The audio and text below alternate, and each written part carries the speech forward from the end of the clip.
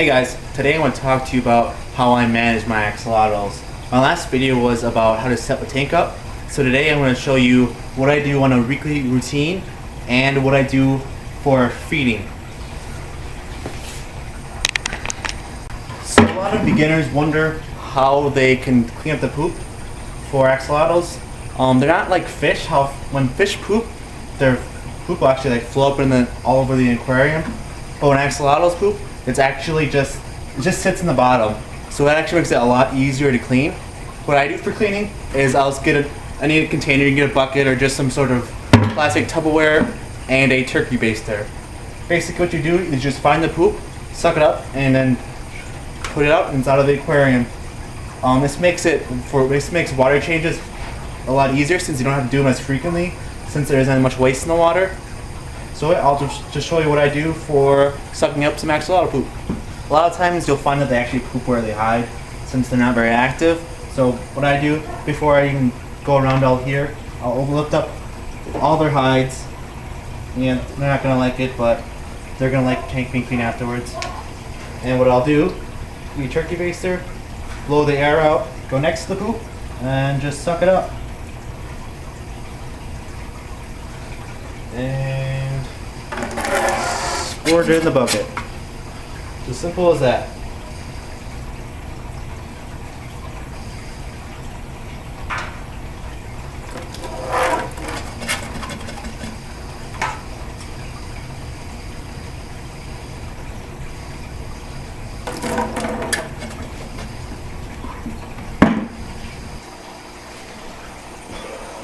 Now look at other hides, I'm just gonna put it all back together.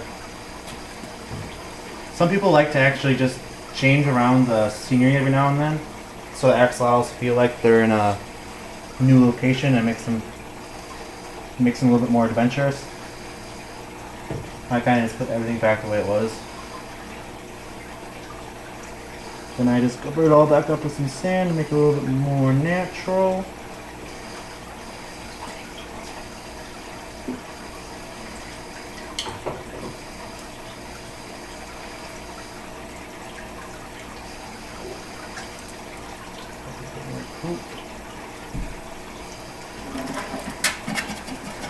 And that's all you gotta do to get rid of the poop in the axolotl tank. Normally now I start with a water change, which I change about 20 to 30% sometimes, maybe even less if I feel comfortable with it. But as you can see, I actually have some brown algae growing on the aquarium, and it's just on the glass. It used to be on the hides, but I actually cleaned it all off beforehand. With brown algae, it's a little bit different. It's not like a normal algae you could just turn off the lights and it die. Brown algae is actually not really an algae per se. They're more commonly kind of called a diatom. And what that is basically it doesn't just live off the light. It doesn't make its own nutrients. It also will grow off of nitrates, silicates, and just poor water quality. You'll mostly find you'll have silicates in sand, but if you rinse it out enough and if you keep it under control, it should go away. One major thing that a lot of people don't get is if you're going to wipe it off, you're actually going to want to have like a siphon hose right next to it to siphon it up right away. Because if you're just going to scrape it off the tank, it's going to end up just going all over in your aquarium and it's just going to end up spreading it instead of getting rid of it. So you're making the problem even worse. So I'm going to show you what I do with brown algae, excluding my decor. But normally if you have brown algae like just taken all over your aquarium, what you would want to do is get a bucket, put a little bit of bleach in it, just a little bit because you don't want to add too much, and then take out all your decor and just put it in the bucket that has the bleach in it. And once you're done taking all the decor out, then you're going to want to then get all the stuff off of the glass and then anything that's on the sand. After you get off the sand, what you do, you're going to take that bucket with all your decor that has all the brown algae all over it, just take it in next to a sink, just rinse it and scrub it and rinse, and then rinse it some more just to make sure there's no bleach on it. To make sure there's no bleach on mine, I usually will smell it because you can smell the bleach if it's on there.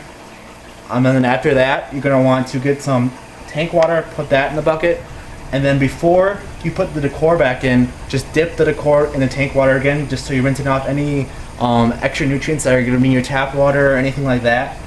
And it'll also help with the bleach as well. There shouldn't really be any bleach on afterwards, but it's more of a just in case type of thing. So it's fairly simple. This isn't a one-time thing. You're probably going to keep having blooms again. Before I clean all mine off and I'm starting to get the blooms again, it usually takes anywhere from 2 weeks to a month. If it takes longer than that, you're doing something wrong. Either you're scraping it off and you're not siphoning it back out and it's getting all in your water, or you're just not simply scraping enough off. You're still leaving some.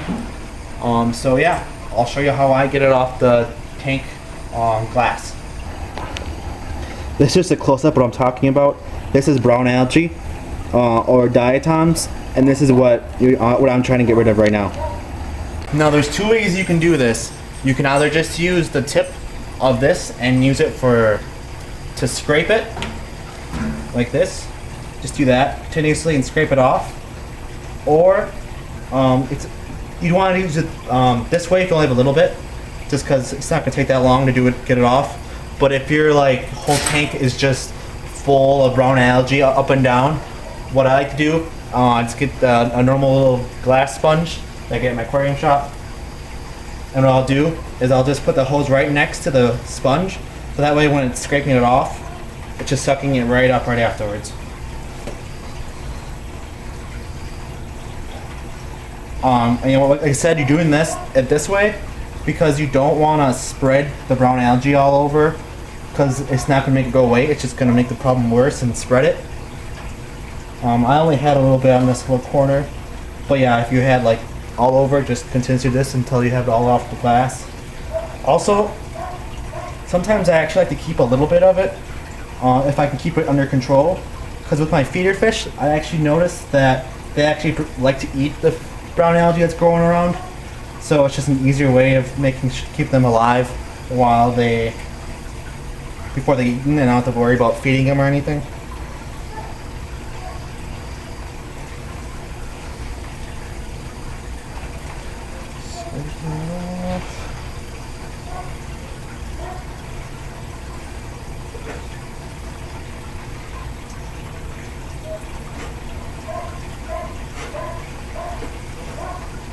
There you go. It's pretty simple. And like I said, you have it all over your decor.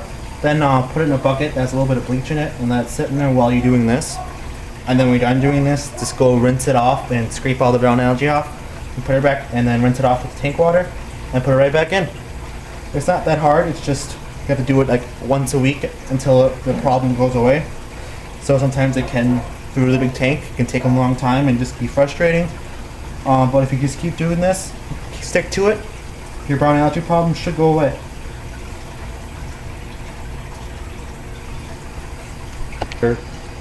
Do a little bit of a water change. I usually just change a little bit. I don't change that much. I usually change my water bi-weekly, but if I have feeder fish in here, I'll change it once a week, just because with the feeder fish you're gonna have more bacteria and everything from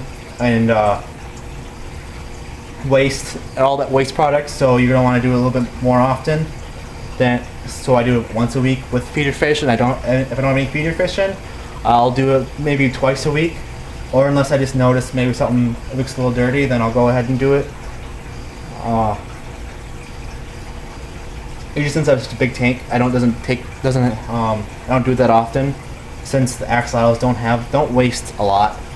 I mean, they're still gonna waste and everything, but they don't do it as frequently as fish would do it. So that makes them a little bit more easier to take care of. Just go down a little bit more. So much stuff that's floating in the water now. Oh, also, since I also don't do it as often because I have a filter, but you can keep these without filters, but then there's gonna be a lot more maintenance. You're gonna have to do a water change every other day, if not once a day. So I prefer having a filter. The problem you're gonna have with a filter is it might have too much flow, and if it has too much flow, it can make the axie upset and everything, and make them sometimes they can even make their gills just kind of fall off since they're stressed out so much. If that's your problem, what I do is if you can't get the new filter right away, just take the filter out, have it filterless, do water changes until you can get a filter that doesn't have as much flow. What I do is I usually get filters that have an adjustable flow rate. That way you can have a flow whatever rate you want, so I don't have to worry about it being too strong, because I can just make it a little bit weaker until I see what's right. I also usually get filters that are less than what they're rated for the tank. Filter I have on this one, this is a 75 gallon. I have a 60 gallon filter on it. Works perfectly fine. Since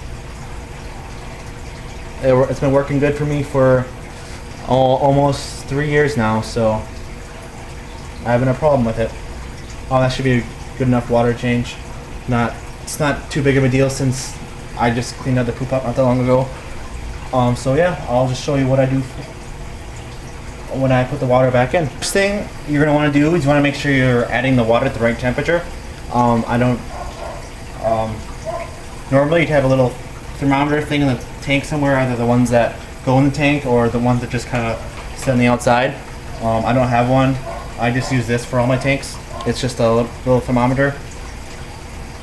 So I'm just going to make sure, check what the temp is. I usually like to keep my tanks around like 68 degrees.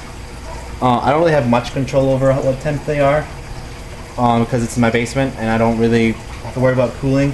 So it's usually how cold the basement is how cold my tank is. My basement's usually around 68 degrees down here, so it all works out fine for me.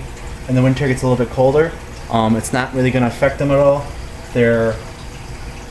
Since the colder that it is, the more relaxed they are, since they're not very active. The only thing to worry about the tanks being really cold is if you feed them too much, they're going to get really, really fat. The tank's at 68.7. So what I'm going to do is I'm going to measure, going to take the temperature of my water I'm going to put in. I just use normal tap water when I put mine in, just because it's such a small water change. But let's say if you're doing a really, really big water change, like over 50% of a water change, then I wouldn't do just normal tap water. What people always say not to use tap water because of the chlorine in it, but this chlorine is going to be so diluted it's not going to affect them at all. Also, if you're doing like that big of a water change that's over 50%, the chlorine will kill the bacteria that's in your filter or anywhere in the tank. So if you get too much chlorine, it'll kill all your good bacteria. But since it's such a small water change, I'm going to use straight tap water that's 68 degrees. Alright, as I said, this hose is just fitted right up into my sink, so it's just straight sink water that's going in. It's 68 degrees, so it's not affecting the temperature at all. You don't want to have this water too close down here, otherwise it's going to have a lot of water movement. Axolotls don't like water movement. Plus you're going to stir up all your sand, it's going to get all up over the place, and it's going to take a little while for it to settle. So I just do like this, and I'm just going to let it fill up. And then once this is filled, I'm going to show you guys how I feed my axolotls. Alright guys, this is what I like to feed them. I usually just feed them worms that I dig out of the backyard or woods or whatnot. You can feed them pellets as well, or the feeder fish I have in there. If you get pellets, you want to make sure that they have, I believe it's 40% protein, 25% fat. I could be wrong. I know it's really, really close. If you look on the Axolotl website, it'll tell you for sure. So what I do is just got a little container of tank water, and I'm just gonna I usually feed 1 to 2 worms per axolotl. Once they're this big, I'll feed them maybe once every 3 days or so, or once every other day. When they're really little and you're feeding them bloodworms, then I'll feed them every single day. But as they get bigger, they get less active. So if you feed them too much, they're going to get too fat and obese. So I just feed them just kind of whatever.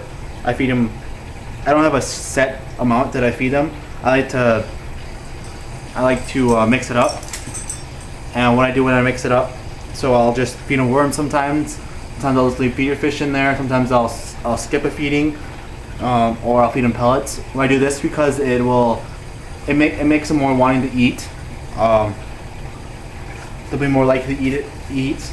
It gets a little more attracted. It's kind of like you don't want to eat cereal every day for the rest of your life, and they don't want to eat pellets every day for the rest of their lives either.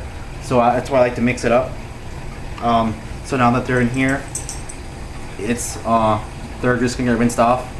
I have a pair of like giant tweezers almost I feed them with, just so I don't get my arms soaking wet. You can feed them by hand.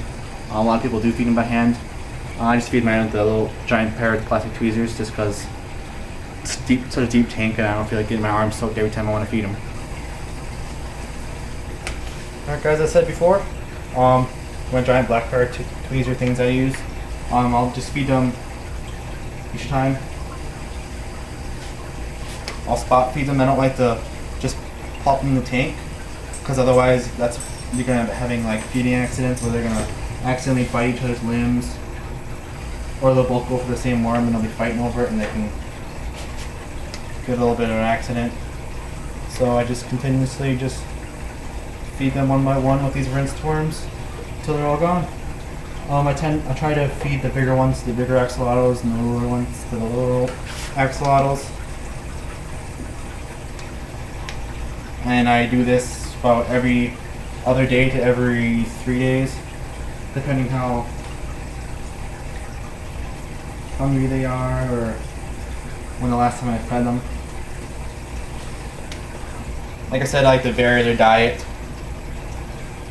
It entices them to eat a little bit more, and it's not like you're eating cereal every day for the rest of your life. Sometimes worms are a pain in the butt to get.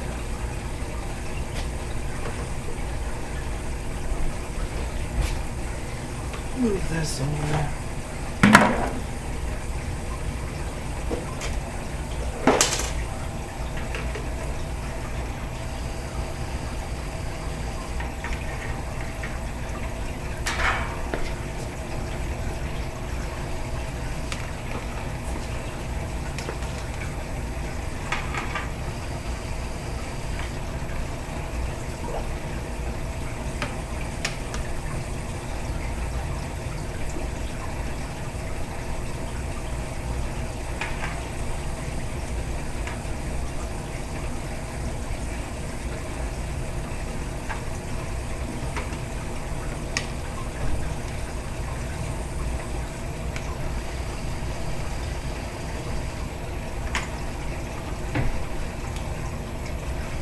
Alright, now I'm all the worms.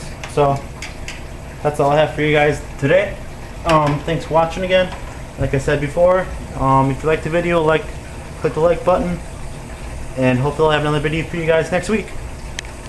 Do you like to do things yourself? If so, you should go to DIY Fish Keepers. You can teach you how to build your own aquariums, build your own filters. Maybe something broke on your tank and you need something just to hold you over, kind of like I'm doing with this t-shirt. Made it myself, waiting for my new one to arrive. It's been taking too long. So yeah, if you like to do things yourself, you should go DIY Fish Keepers.